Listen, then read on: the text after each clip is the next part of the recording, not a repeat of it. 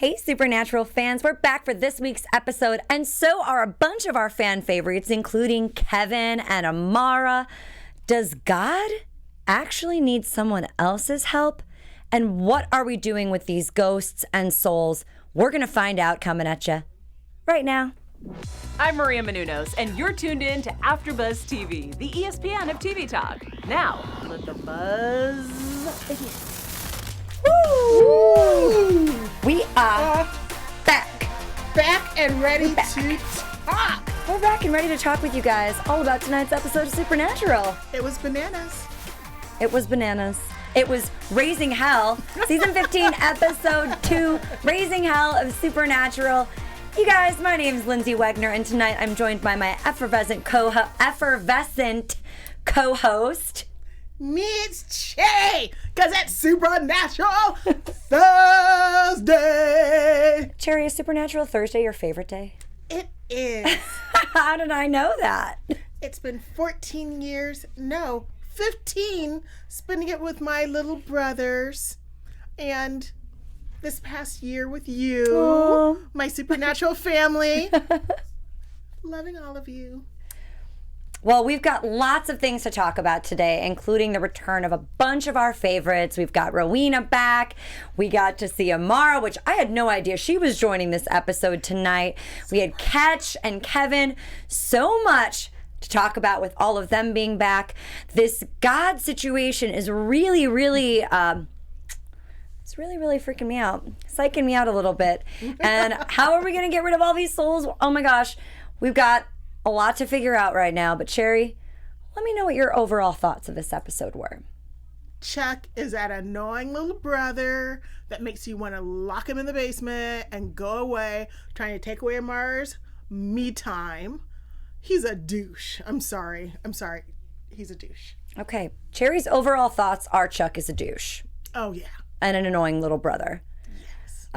Anything else about anyone coming back? Okay, so first of all, Kevin's back. Yay, Kevin. Oh, he looked so raggedy. God, once again, Chuck did him wrong, sending him to hell. Chuck, you were on my bad side. But I loved Amara. I loved her. First of all, who goes to Reno, Nevada? I loved her. Loved that yellow power pantsuit when she left. It was hot. She's having a good time. She's like, you know what? I ain't got time for you. And I loved how she called him out for his little, like, you ain't what you used to be. Mm-hmm. And even when you were what you used to be, you really couldn't take me on. So back up. I liked her display of power. It was girl power tonight. You know, this episode, I knew it was going to be difficult to watch. So I actually had my best friend, Jess, come and watch it with me. She doesn't watch the show at all. She has no idea what's going on. And she came and watched the episode with me today because I was going to have a tough time watching it. And it was so nice to have her there. So Jess, thank you for coming and watching the show with me. I appreciate you and love you. And I felt like I had so much to write. I was just taking notes and notes and notes because I felt like there was so much happening and the words were important. And we were saying that there were three writers for this episode. Yes. So they had a lot to say, a lot of story to tell and get in an episode. I definitely liked the opening episode more than this episode. Mm-hmm. But I liked the little peaks we got. And I really loved finding out what's going on between Chuck and Amara. I like this episode because it's sort of giving you a clue about what's coming in for this final season. It feels like the beginning of the end because it used to be they blow through a town, blow up stuff, and then they'd be like, deuces, I'm out. But they can't right now, and it feels like the ghosts are just in that one town. At first I thought they were all over the world, but I think there's just that little hole in that town, and that's why Amara didn't notice anything in Nevada because it's not all over the place.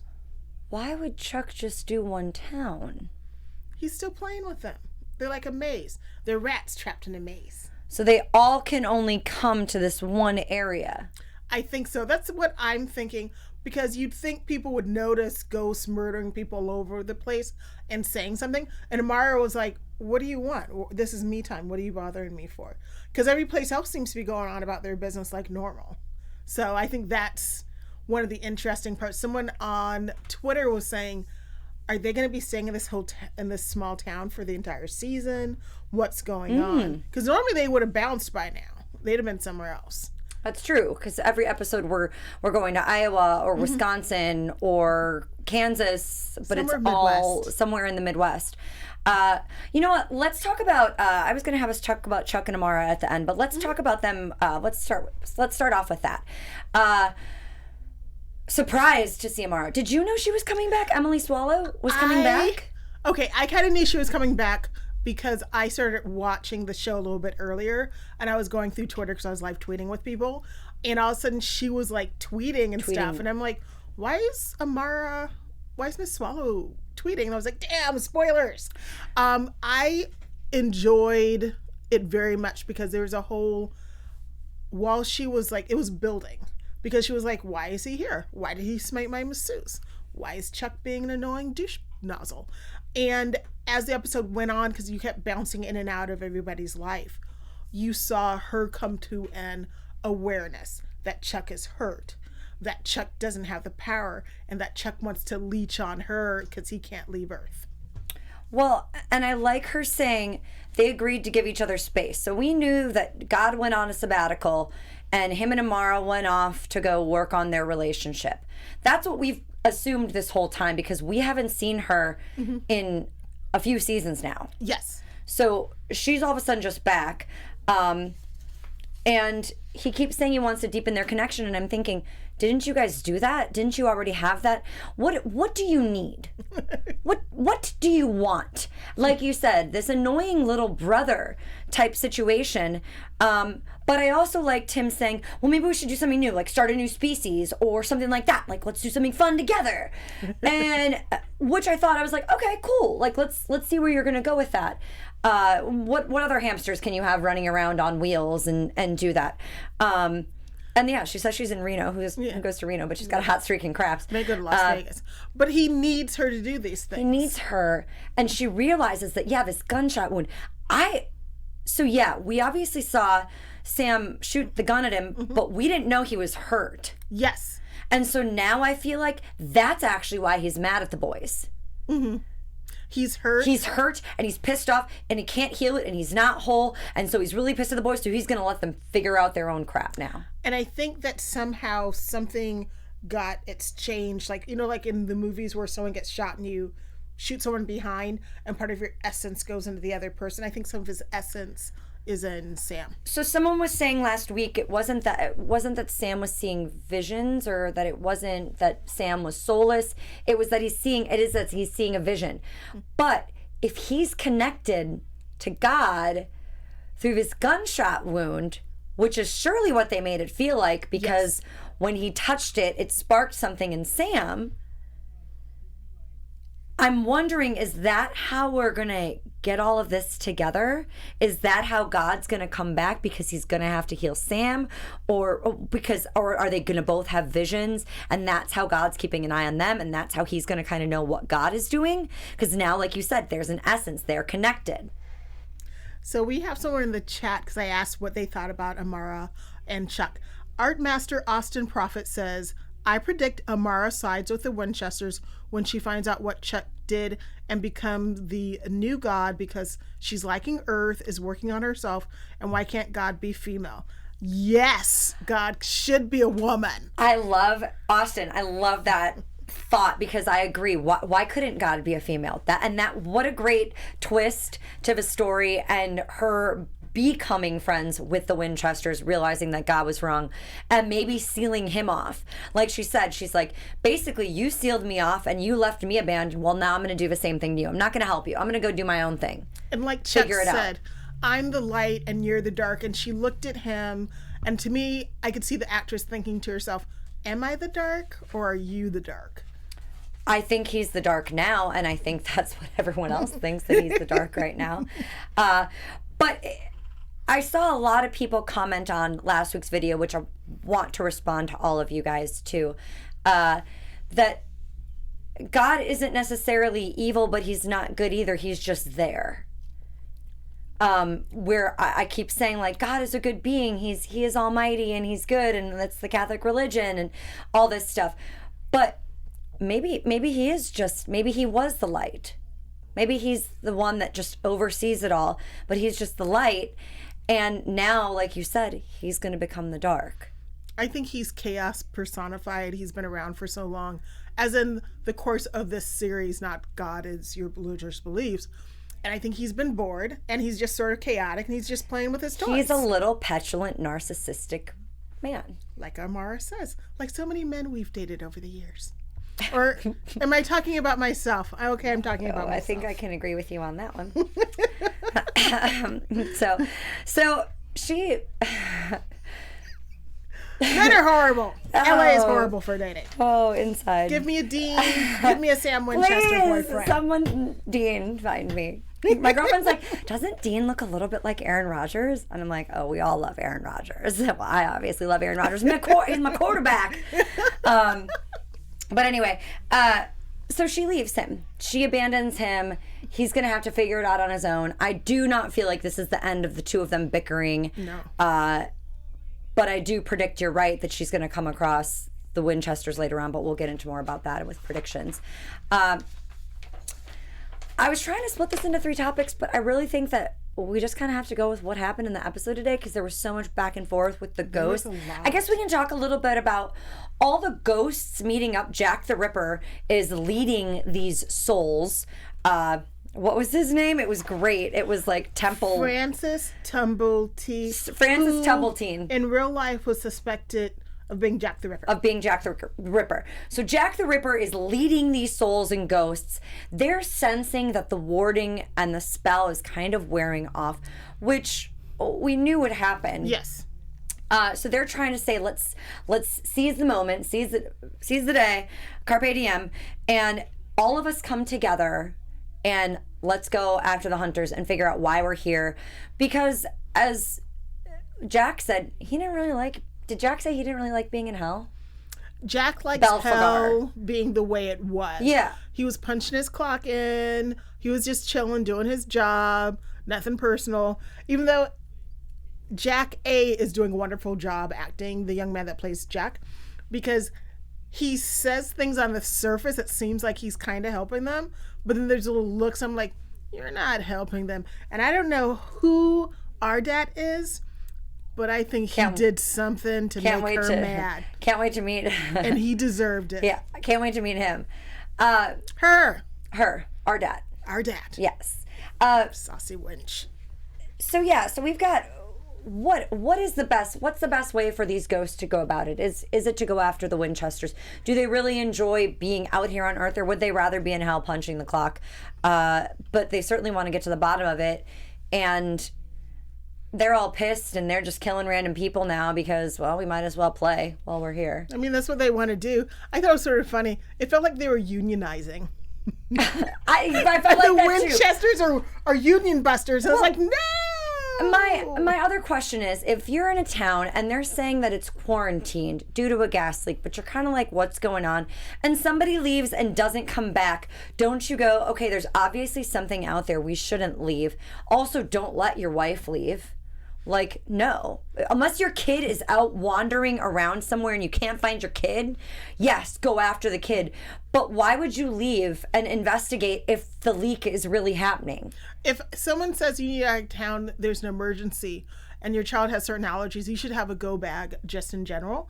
And B, when I see people patrolling with guns, I walk in the opposite direction. I'm just going to stay where I'm going to listen and stay where they're telling me to stay. Yeah, I wouldn't be going back in town, especially if the first person disappeared and you could hear them shooting at something. I'd be like, I don't know what's going on in there, but I'm going on vacation. I'm leaving. But they're telling us something bad is happening, so I just felt like that was like dumb. I mean, they're adding another layer of drama to the show, which is what's needed. And I'm sure there are people that would leave and would want to try and investigate and see what's happening. They wouldn't believe them. They're just like 2 guys. There was no like 4 DEA, guys. like 4 guys, DEA. Then the people patrolling just looked like random psychos. You wouldn't believe them, but then again, they look like random psychos with shotguns, so I would avoid them. If they're not killing me and they're just telling me to be safe, I'm just going to listen. I'd say, you know you're what, kids, feeding we're going on me. vacation. We're in a cafeteria. We're at a high school. We're good. we're good. We'll sit and hang out. It's only supposed to be a couple of days. They said by the time the real, FBI shows up, it's only going to be a couple of days. So you only got to do it for a couple of days. Deal with it. I thought it was people. I mean, but you know how people are.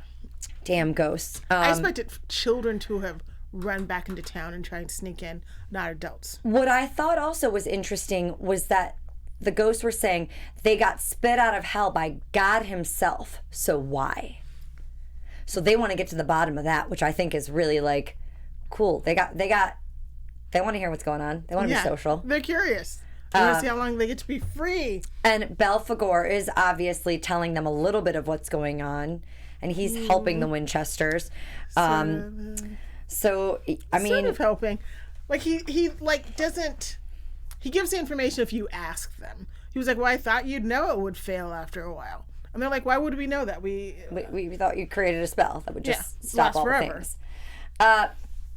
So we've got the ghost there. We'll keep jumping into that while we talk about the boys and what they're dealing with.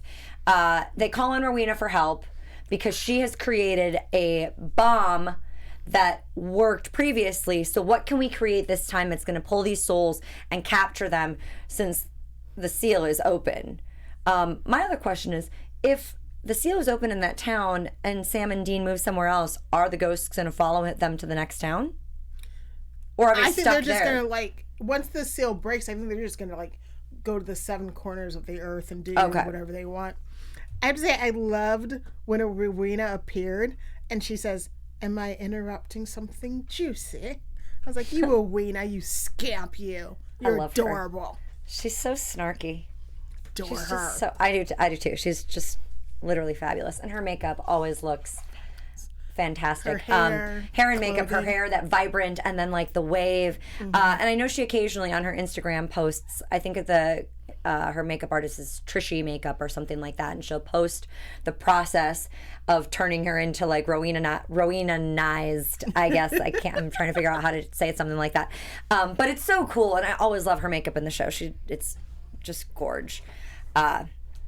But so she comes to help the guys. She's not sure how much help she's going to be. And it took so much out of her. Is she going to be able to do it again? Mm-hmm. And then all of a sudden we get another appearance and Ketch shows up. He's like, "I was in the area. I heard you guys needed help. So here I am." Being like, Ketch. Oh, okay. And this gun actually fires iron flakes, which expels the ghosts without harm to the possessed victim, since the two more people from the town had left and gone out and the ghosts had possessed their bodies. So he was able to stop that from happening. Cool gun. He stole a bunch of stuff from the British Men of Letters, and he's got some tools up his sleeve, so I don't think that's the last we've seen of Ketch. They have all the best toys. And then we get this moment with Ketch and Rowena, and they're like hardcore flirting. So hard. Like the eyes, the stares, the moments, and he apologizes, for killing her, and she says, he did let her go. And they hold this eye contact, and there's sexual tension, and it reminds me of his rendezvous with Mary. I know! And the crazy thing is that Sam and Dean see it, and they already know it happened with Mary, too. Yeah. So it's like, now with Rowena, too, like, what is going on here? It was hot, though. And Dean, I don't know. Eugenia Ross Lemming, Brad Buckner, and Eric Kripke wrote this episode, and I think they need to be writing my dating profiles because that was smoking. Like, I love the interplay with the writing and with the looks. I think that Rowena has been flirty in like numerous seasons, but this season she's like, you know what? If it's the end of the world, I'm hooking up with everybody. If the world is ending, might as well. Might as well. That's what I say. You know, what else are you going to do at the end of the world? Are we shipping Rowena and Ketch? Is that what you said? Are we? I don't know. I saw some on Twitter that was like, no. And some were like, yes. At first I was like, I'm waffling. I love Rowena, so she can get it whenever she wants.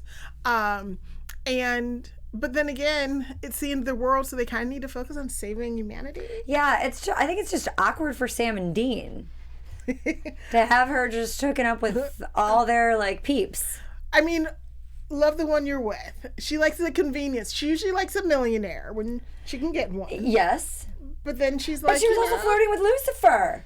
Lucifer's hot, though. I mean, he's evil. Yeah. But he's hot. He's smoking. Rico Flores says, and she was with Gabriel, too. I mean, girl, you get it. Proud of you. Yes. Girl power. But she is working on a gadget that vacuums up souls. And that's when Crowley Jr., a.k.a. Jack, tells Ketch that he's Belphegor and he's assisting Sam and Dean. And Ketch was like, I was supposed to assassinate him due to Argot. And this demon told him to do that. Obviously, Argot does not like Belphegor. And I want to find out why and what he did. And I hope we get a little backstory. Maybe we get to see, like, his actual body, Belphegor, before he took over Jack's meat suit. Yes, that would be interesting. I think that would be... and I'm kind of like, is he trying to destroy humanity? Or is he being helpful? It like a scorned lover and she's pissed? He seems like he'd be a horrible person to date, but then again, he also seems like he's a demon and he's not helping. But he's sassy and he's very complimentary and he's a little bit of the bad boy, so it's kind of like, ooh, it's hot. You're good and evil. Who like, doesn't you're love helping Dean? For your own personal gain. No. But I mean, I don't know. I kind of like him. I mean, he's like Crowley, which we love Crowley. Yes. So that like works. He's like baby Crowley. He's baby Crowley. So Rowena gives Dean a list of this ingredients to get from Amazon, apparently. 24-hour delivery. And then asks Dean about Ketch. And Dean's just like, all right, you know what? Really, right now. Ketch asked about her. They ain't got no time for you two lovebirds. So, Sam and Dean are on a mission. Well, Dean is also extremely angry. He's lost his faith in humanity and God. And his belief in his own manifest destiny to save, because he truly believes his place is to save people, and he realizes now Chuck has just been playing them like Monopoly game pieces, moving them around. But like Cassio says, they're real. And this is life. Yes. This is what life is. Life is obstacles. Which, how powerful and beautiful. Yeah, no one's life is easy. You can look at anyone and sure, it looks pretty on Instagram, but there's a lot of bad that you're not going to post the bad. And I think that's something that's actually been really important through social media, is posting when you're having a bad day too. And just letting people know, like, hey, when celebrities do it or influencers do it and go, it's not all peaches and cream. It's not always easy. And this is life. So I was glad that Cass said that, that God had lied to him too. And Dean's just very, very angry right now. Yeah. And until I think they get some sort of win out of this, I think he's going to be really frustrated. And I think he still feels guilty about what happened with Jack. Because I really feel, yes. I mean, I love Dean and Sam, but I feel the way they treated Jack was not right. I mean, Cassio should have been more forthcoming, but then again, he knows Sam and Dean, and he knows how they react. In the chat, Art Master Austin Prophet says, what if Crowley was Balthazar's mentor in hell? Or that's better still... Definitely possible, which is why he's similar to him. And I think one of the great things about this show is they allow other actors to play a character that's been created, like Lucifer, like Cass being Lucifer, and picking up those mannerisms, and everybody getting that opportunity to really push their acting in a totally different direction than what they're typically doing on the show. Yes. It's super fun. I think as an actress, it's really fun to get to play something different and get to play the evil character and not always be the girl next door. Or I've been getting cast as a lot of like evil stuff with theater, and so it's really, really nice to get to step outside my comfort zone and do something different and be crazy. And it's so much fun as a fan to watch them. And I know after doing the show for 14 years, that's how they were able to do it for 14 years, that they all got to do a little bit something different, and they didn't feel like they were doing the same thing year after year. So let's continue on because we don't have a whole lot of time. We got so much going on.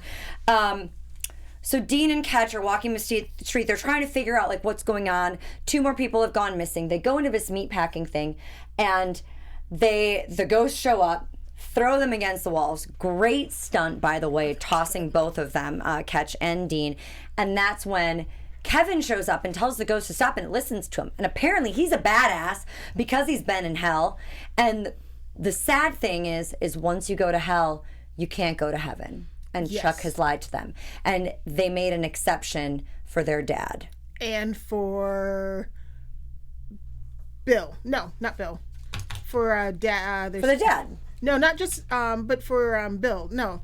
Oh, God. Bobby? Bobby, yes. Bobby got to go to heaven, too. Okay. And also they think he's a badass because God shoved him down to hell directly. So he's got a little bit of clout, so they're going to listen to him a little bit. It doesn't turn out to be very long, but he does tell them that the warding's fading, but he will be able to kind of get information from them to find out where they're at. We know that that's not going to happen. It's not going to help. No. Sam asks Dean if it's safe for Kevin to be around them, and we find out that, yeah, he has to stay down there. So the warding's fading. What are we going to do about the warding fading? Jack says his help was a one-time deal. He's not going to help anymore. So how much help is he going to give along the way? And how long are we going to keep him along with all of them? Or, these are questions we have to think. And that's when Jack tells him the souls cast down to hell can't make it to heaven. So Kevin will go back to hell. The Ripper says Kevin was close to the hunter, so he takes him hostage. And then we get another little moment between Rowena and Ketch, and her loving a left-brained man, but also someone with the tenderness of a right-brained man, someone also who's butch, and she's creating her little vacuum, and he cuts off these wires and plugs it in, and it sparks, and he's like, you can skip 2 steps. And all of a sudden, you're like, all right, it's going to happen. This is where it happens. And Dean calls, and Rowena says, you can't rush these things. And he's like, yes, and walks away. But I loved it. There was so much great sexual tension and buildup in this. Yes. So I hope that we get to finish. Get to see them again. For a while.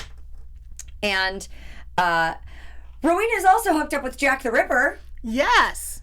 Love it. Exes are the worst. But it's done now. It's finito. She's working with the hunters. They have Kevin. And they need to come back and get heaven, and they'll figure it out. And Ketch actually shoots Jack the Ripper, but then he hits him over the head. And I'm like, okay, well, we're going to go back and figure out what's going on. I loved how Rowena didn't look back. Nope, she just ran. She's like, I'm Rowena, out. go! She ran. That's why she's lived so long. So this bomb, this vacuum, does actually end up working. They show up at the house. They use it on a few of the ghosts, but it's not working fast enough. It doesn't have the power, but at least it's helping. She's able to contain some souls in it, which really, really neat piece of work. But there's at least 100 more ghosts appearing, and there's more coming all the time. So it's just going to be this constant dropping of ghosts and souls there. And Ketch shows up again, and he's watching Rowena use this, and I'm like, why is he so intent on watching her use this? He's so close to her. Like, what's going on? I'm like, something's wrong here. And then he backhands her. Yes, and he wasn't looking at her sexy, and he didn't have his iron necklace on. He didn't, and which, like you said, they should have noticed right away. And I was thinking, oh my gosh, yes, Ketch has been a dick the whole time. We can finally say it. Such a jerk. And then he's possessed. Possessed by a demon ghost. Jack the Ripper. And Dean's out of bullets. So can't. But he sure tried to shoot him. He sure tried to shoot him. And he was able to get it, and they were able to get some of the other souls in the piece, but we don't know if Ketch is alive or dead. And they're looking down at the body like, okay, did he make it? Because Jack the Ripper's killing him. He was trying to kill Kevin earlier.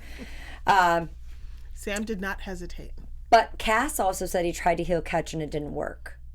I personally think it's because God is weak and his grace is fading because he's not at his optimum best, and I think he's losing his God's grace through the blood hole. So because God's grace is fading, all the angels also have less power. Yes, that's what I think. But then shouldn't the souls and the ghosts in heaven also have less power?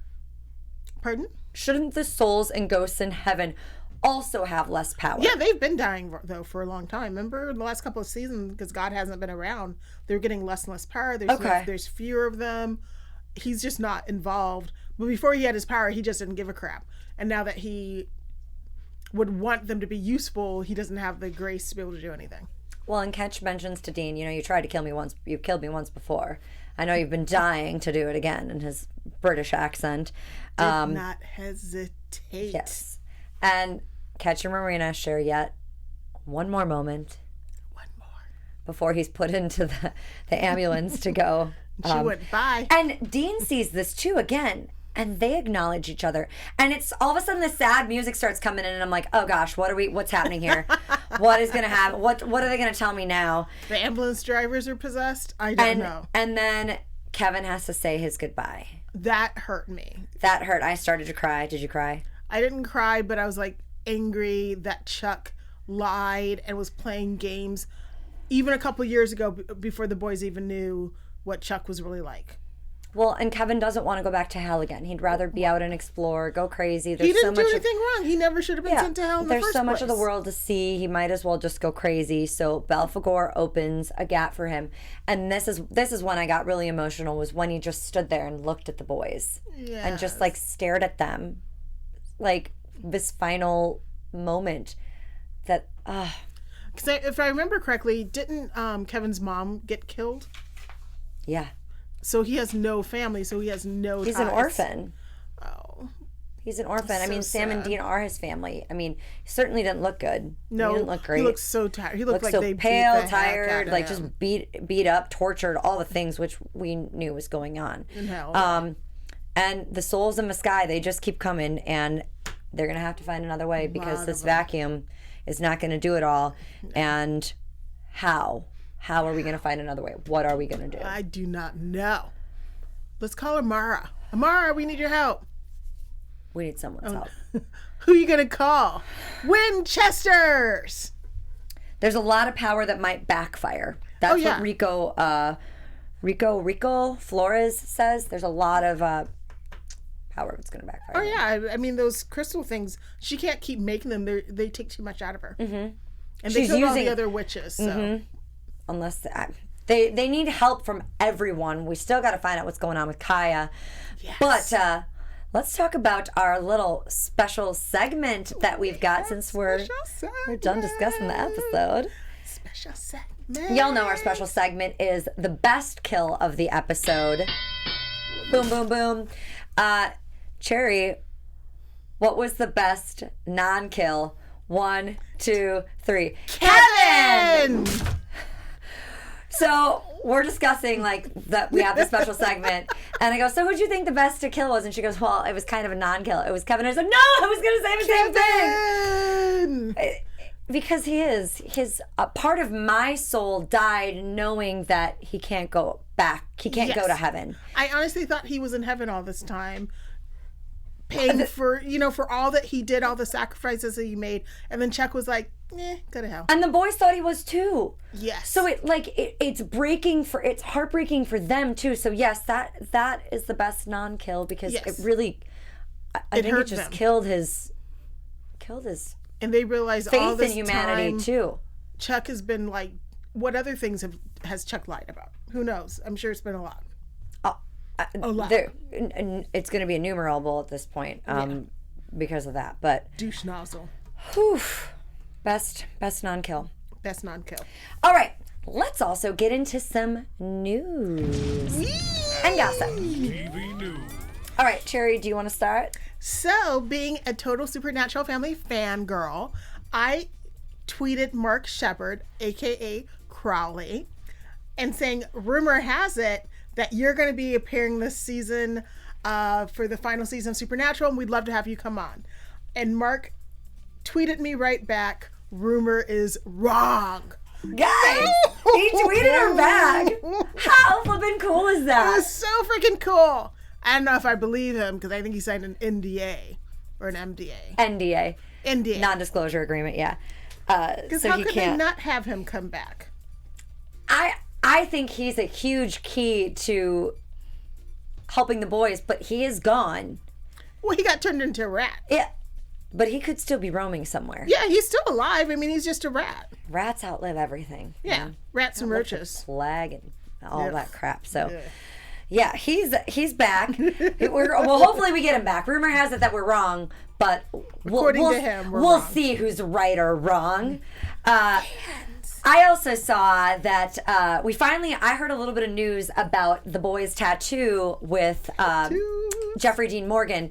So I was reading an article, and they talked about it at the convention last weekend up in Toronto. Yes. The Supernatural convention. And the boys were there, and they were talking about the background behind this tattoo. Apparently, at Jeffrey Dean Morgan and Hillary Burton's wedding, they had a tattoo artist come, and there were 20 small designs, and they figured they'd do like maybe 10 tattoos for people, the guests at the wedding. Wow. How cool is that? I love it so much. I'm like, yes. Apparently, over 50 people got tattoos, and it turned out to be this big thing. And Jensen went to look at the book and see what was there. And Jared walked over, and Jeffrey walked over, and Jensen's like, yeah, I think I'm going to get this crown. And Jeffrey goes, that's the only thing I said that needed to be an option was this crown. And Jared was like, well, I'll do it too. So they all got crowns because they're like kings. They are kings. That's what they said. It's the three kings, but it has another meaning. Winchester. Because of the points on the crown. Oh. And so they all did it, and they share this tiny crown tattoo, which I'm hoping now that we know the meaning behind it, we'll actually get to see pictures of it. Yes, you know, my fingers are all crossed. wherever they put it, if it's hidden or whatnot. But Tramp stamp. yeah, that's my news and gossip. That is so cool. A few more gossip. Number one, this weekend, if you're in the Los Angeles metro area, we have the Giving Back convention for Supernatural with Creation. You can still buy tickets. Sadly, I do not have tickets, and Lindsay doesn't have tickets, so you will not be seeing us there. But if any of our fans go, please tweet us and let us know, and we'll live vicariously through you. Misha Collins has a cookbook with his wife, Vicky, called The Adventurous Eaters Club. It'll be out November 5th. Perfect for the upcoming Turkey Day, or as I like to call it, Indigenous Day. And then Jensen Ackles, if you've ever been to any convention at all, loves to sing, and he has a wonderful voice. He started a record label with a friend of his, and his first single, Sounds of Someday, is coming out next Friday, October 18th, available for immediate download if you pre-order Radio Company's debut album on iTunes. And I think we have a tiny snippet of them singing.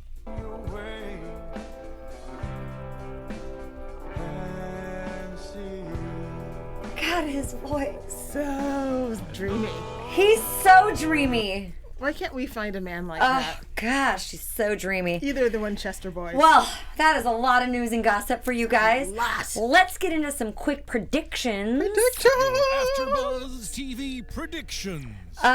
So we see next week, are we all going to die? Dean doesn't want to give up. That's not who they are.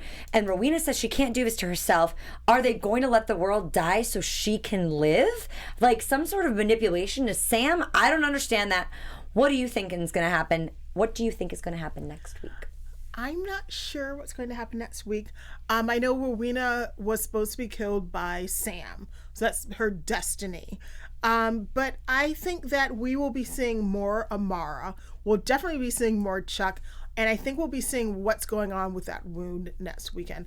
I'm wondering if maybe next Thursday, I think maybe it might be getting bigger. It's like necrosis. So Yes. it's actually eating away at the flesh. And I'm wondering that too. I'm thinking the same thing. We're definitely on the same wavelength tonight. More of Chuck and Amara. I don't know if we'll see them in the next episode. I feel like she's going to go off and do her own thing.